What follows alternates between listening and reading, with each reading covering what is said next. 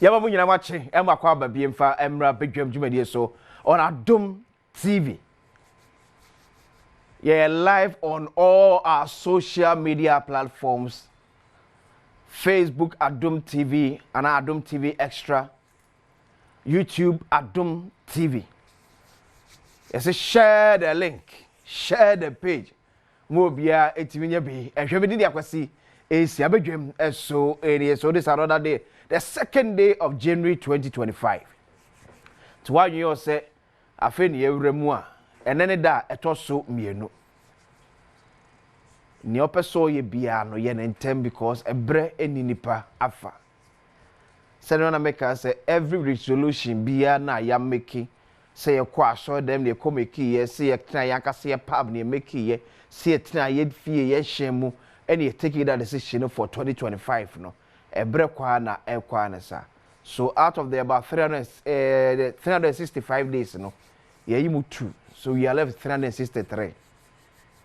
2 na ekugu ano no tini ye wo bia no ye no ene na ejai moto no oye moto be ba ho no na afe no asa akore we da so agibre na o hwe na anopai e wo TV so o hwe on our social media handles na you know what UK average me mo ya mo hwe on YouTube so ya da masepa nya me hnam mo am Germany mo am France New Zealand aba bibia wo bia wage Adom TV atum na o hwe bia anopai de etimani abre UK ni say okọ UK especially London say ya o kan fie be say 3 bia be nya Adom TV ba ko ewom nya me hnam so mine sare am so quickly on the line this adomonline.com choice eba enya kono firework display during New Year celebration set shop ablaze at Tafo. It is knockout in the tato to bro nya brem no e de akwakoto bia ma akwakohye obi shop e wo Kumase Tafo wo Asante Mantemo na anopeya so Mr. Start enu anwumre Kantamanto sit e just dem gidigidi Kantamanto e jet da Kantamanto ha eyare ketwa yebekori akwakodi ehonum enkomo. So politics, NDC's court objections misplaced. You see already addressing issues Afenyo marking. See the majority leader Alexander Afenyo marking so na ekasa say NDC for how mo war court na mo 2 na nra ho no enye ade bia ase asomo how mo na abone memia na baye hu kese na anamo 2 abato commission 8 no ACC o hawa NDC for na kasa kan wasem ewo court hodom. Nilante Vanapoy makes 2 heartfelt appeals to God ahead of NDC's inauguration. To also the pipe kese ato Yakopon nim se omwa abra aka the four krabeni de mampani John Dramani Mahama to aka Ghana abanwa kese for a second time. Also Ghana akofnamu na was sign aka ntamadin sese odnakoma mini padwam nyina be somo man abo man ho ban emfa briche bi emmo man no opening so that the sade mienu ato Yakopon enim so obi ekọ adomonline.com a obenya sa details nyam.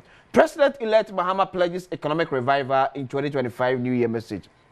And see, the 2025 New Year message here eba no Mampeni John Dramani Mahama ya to aba edi no ashe bosse Ghana sika semu a enko yi no obehwe ama otimi asiesie se na ebe ya sinto bi aba ye sika semu no ebetimi asiesie sa sinto no eyi ede freedom.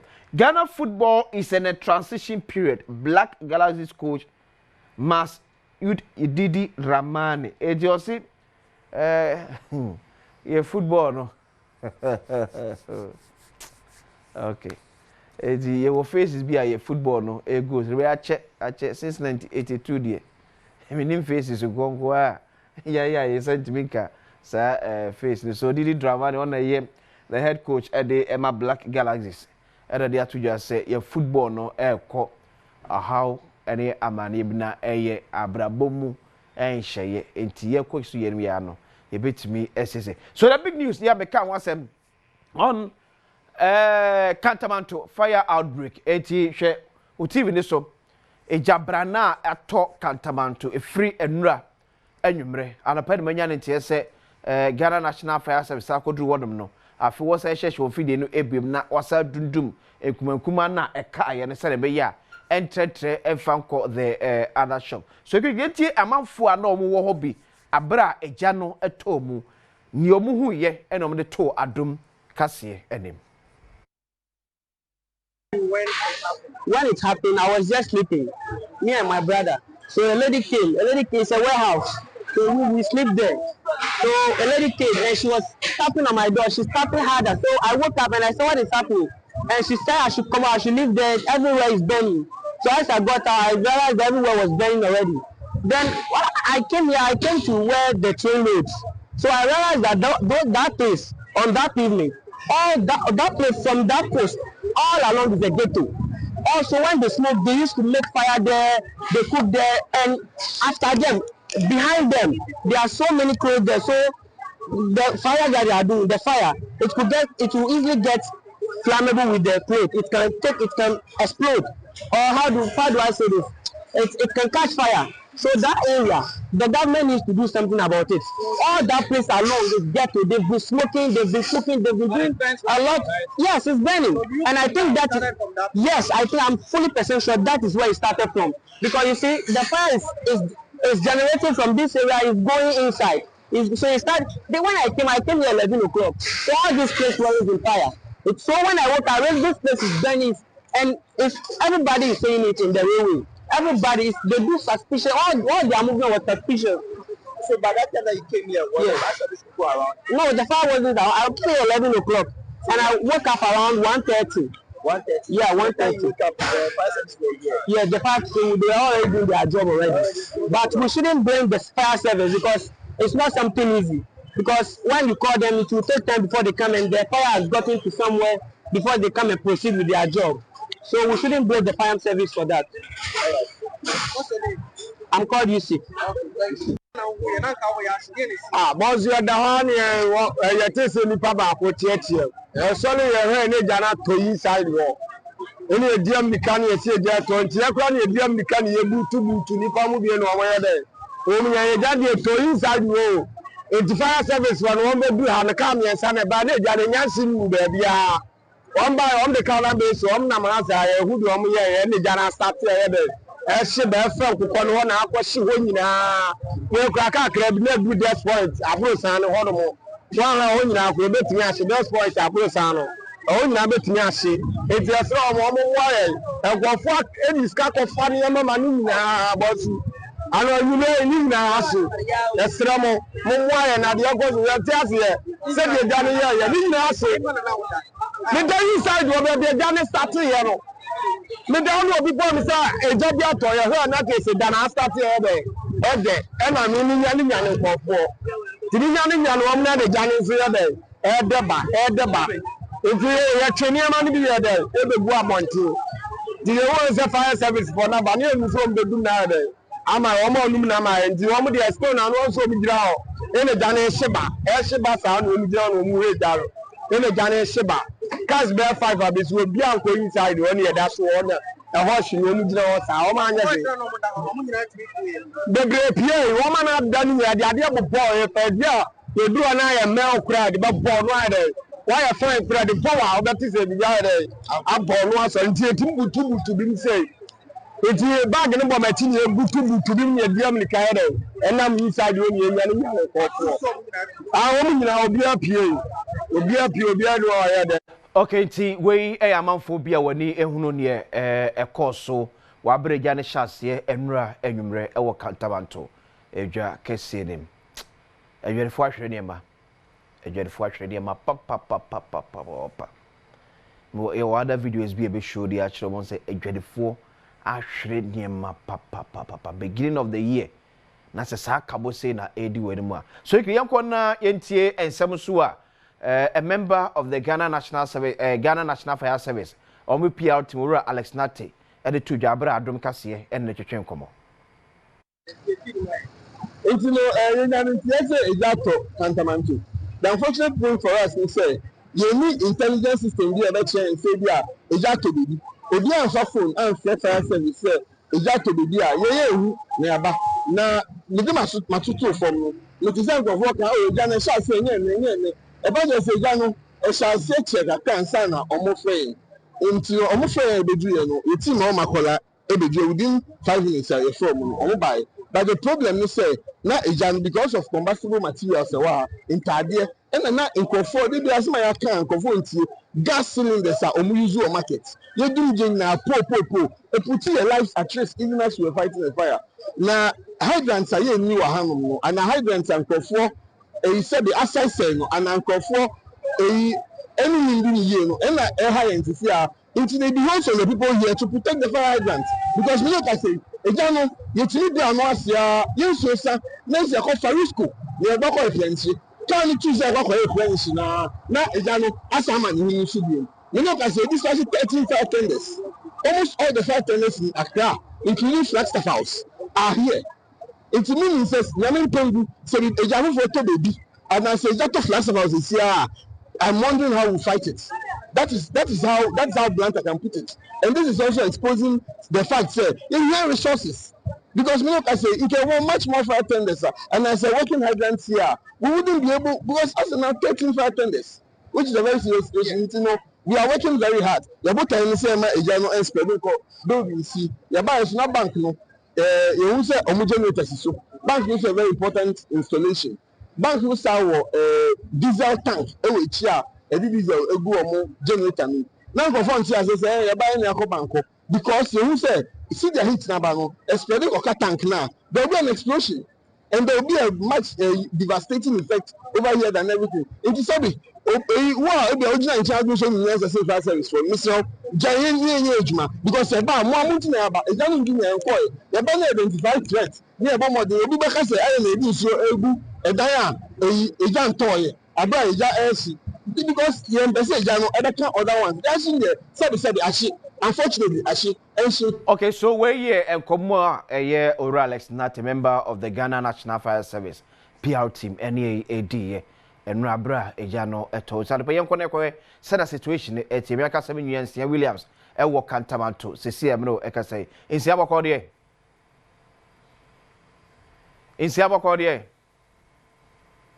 hello enya bokosa e wo Kantamanto e na no pay e boko de entimi enye eti anopan su kodua no situation it say ndie so Ghana ehene de ye beka abasom akrabat egusu a ehye e wo hanom Ghana National Fire Service said the omo chechire mu no omo gusu a mo gbo ho ban se ne be ya eja no entre enko adan foforo mu enti sabre ya me no kasa ejina eye Ghana Commercial Bank honom na Ghana National Fire Service abe mounto eye omo afidi a etumi eko 125 feet eko dum eja e wo soro no ti sabre ye honom na ejina e omo gbo ho ban ahwese eja no entre ema Ghana National GBC GCB honom ti CA enti eja no de ye beka se egusu a ehye e wo hate enti arehomu ana eye womo a omo niema ewom eni adwadiko na omo ba hanom ni nyina edi e wo hanom anopei. So yen say ebia eye too early there but utie nie na Alex Nate ekana na chese obi eyusu gas odwem won mu a ena kofa we di aba adwerfo na no modi ko betimi a confirm say ampa na obi enu aduane e wodwanim. Okay sisi ena waka agu yasum se ente ya wotete nso so etirem se eye na asedi numne ade ewo mu wo yen che ha sei eni nti se ye petenke ye ne etwetwe nkomo na eye update sisi a omo nsa aka no ko de ma ye se bre wo mu a okay yenye ni sa okay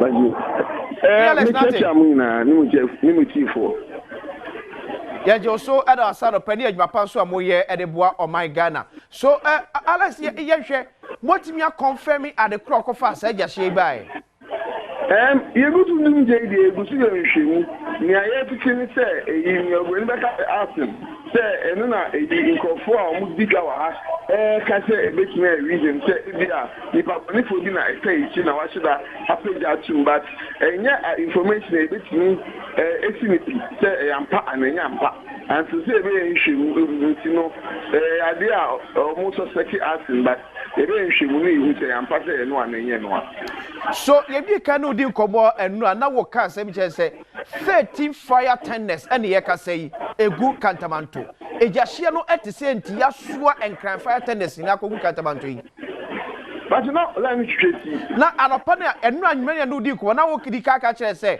about 13 fire tenders and mo so de akọ Kantamanto e dem say ejahye ne kase te say enti ya so e kam say fire tenders won kra nyina akogu onu mu Lala ni create them some okay here.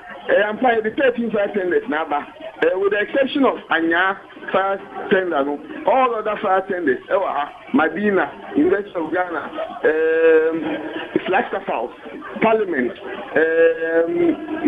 Dansuma Nina, any even your Tema regional headquarters, any your kind of thing, any Sprintex Nina, you know, I say, Yato, Adenta, legislative effect. Free Kantamanto na the according to Ninja. You know, as I said, we are committed. And so, can reach us fire and Kebabwa. I mean, Ghana fully fan. Or you check every time TV.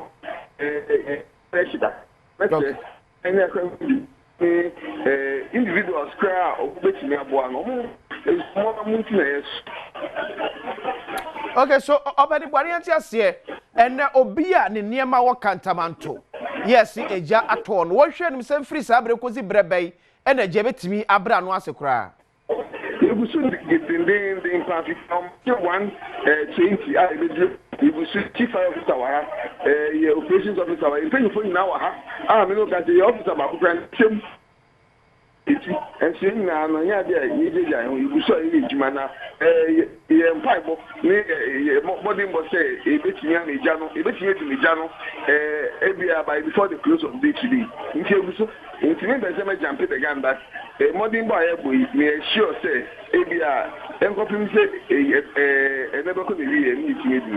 okay, so before I beja ama wakono, what is the state of fire hydrants here? What Kantamanto got him say the Kantamanto etienne dey am fire hydrant a honum ni state et saying. Unfortunately, any functional fire tender be our Kantamanto. It isn't yes, you're turning here. You better think of Farisco. And I say, Jerry, we know that the Kramian is yes, pressure no cry, no pressure, no cry. Apart from influence me, call Crampon, Kukunsu, in the JJB of Jerry, and they say, maybe a what near Kukunsu, near say the traffic here or a car central anymore, near Sababa between Jano. In the hydrant here, every single of us says, hydrant will put in more. Men say no, and I never found a man saying so, and I may have been, it is a baby that a direction of Islamo. Yeah, that's the person when you bring any actually company Alex Nate, a member of the Ghana National Fire Service PR team. And I'm to say, yeah, no, actually, before that, near a man Bonnie in Stan Williams and Ekasa. Is there also? Now, bank has said no work at a fire hydrant, no, a be any in Patamuno. If no bank has a GCB bank, now Omoko San Komoko, so no man say, bet me up 1 year to Jana. And of course, I'm say a soy and another say, and your Juma Ewa Hase, and your Juma Ewa Hanum, and it is, and not only update Ewa Hanum, name Momugusua, or Moshe, Jano, or Mubedum, to be a better be answer so, young fan, I may Adom, Yakafoni at T4. Is here ever asked me, I'm not born in Stan Williams and out to the manable at the free Kantamanto. Ewo enkra kroje munti so ejano eneda o TV ni so no areho wo hye afina se na se we na ade sha ase a se fem unye dwadini ya unhye da ntia ase esa yeah unye dwadini ya unhye da ntia ase esa so akofa ne mana ebi ameka afekora ne makra ba warehouse ebi ameka afekora ne makra ba begu eye wo store ene ne bia ka akobie na nka washa ase ne wakọ akoton na bom se ya areho yes there's an suspicion of arson senana openi Alex Nate e can say omususu se nipa bonifo bi na ahye da twa jade ato market nim eno aba pempi se just ato Kantamanto sansam yeta ete ejato Kantamanto yeta ate sansam ne pa so you just hoping say ben for the share papa gu akwam na etimi aboa ne yemmo adwadefo ho ban yemfa bibi se nhye afenase eba se bu wabem bosia no akwa akwaje we da akokotwe ka me de akwasi ensia bedwam su ne eti yenko yempon yekoi na akode mu nsem eba aba beto aso health tips ewo ho no no achi ahosepe enso ebeba yebetra se ahwe nko ba kumi ni be nsem de free no na afere pensem mu ato aso ede ama koso hebedwam eba ise